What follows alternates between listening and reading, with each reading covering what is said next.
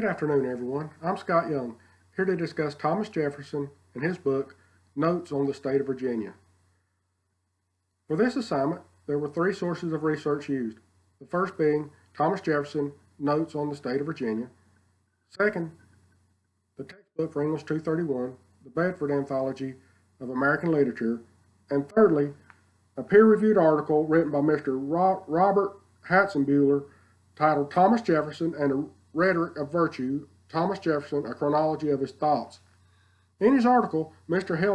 Hatzenbuehler identifies that Thomas Jefferson is a man of virtue, meaning that he often tends to put his personal ambitions aside for the good of public society, which is evidenced through his lifelong work as a politician and as a public servant.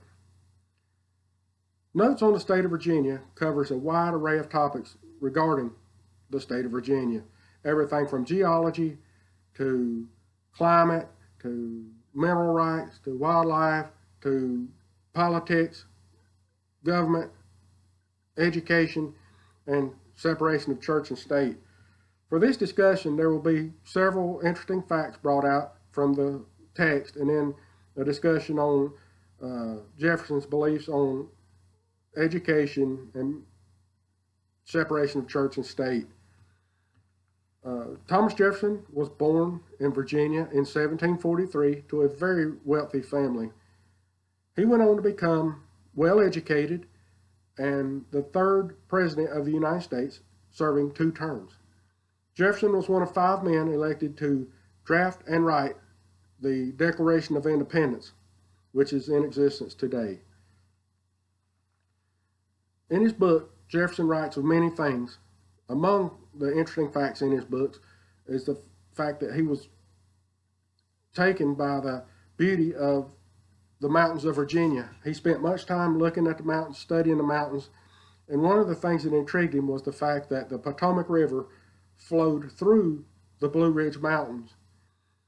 Jefferson came up with the thought that he believed that the mountains were formed before the rivers due to the way the rivers flowed around the mountains. That was an interesting thought.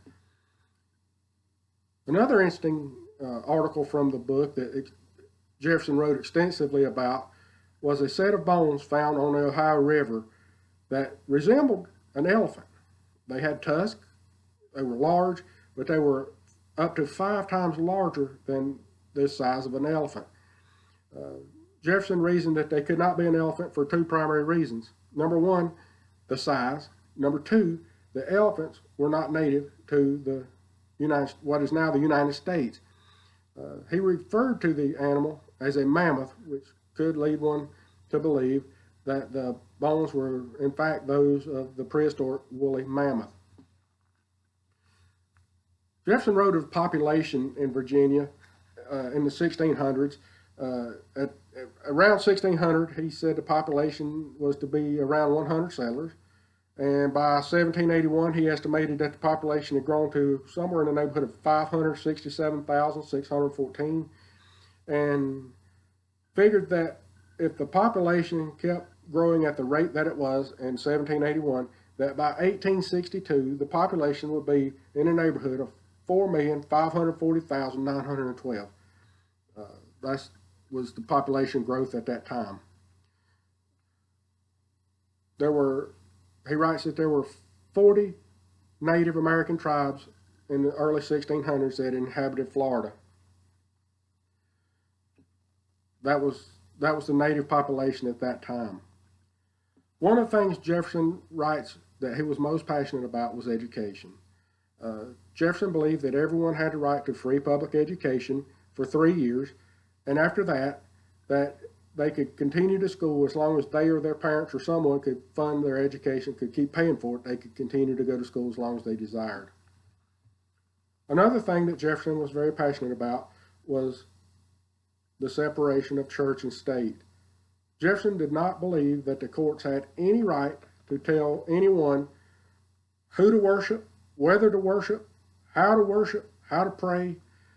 He firmly believed that that was everyone's personal right to decide if they believed in God, what God they believed in, if they prayed, how they prayed, and he had every intention of separating the church and state, did not believe that the courts or anyone else could tell anyone how to worship or whether to worship. Those were some of the things that were in the Thomas Jefferson's Notes on the State of Virginia, which was a very interesting read. In conclusion, I would say that Thomas Jefferson was a very good writer, very knowledgeable, and very passionate about the state of Virginia. If anyone has any questions, please forward them, and every effort will be made to answer them as quickly as possible. Thank you.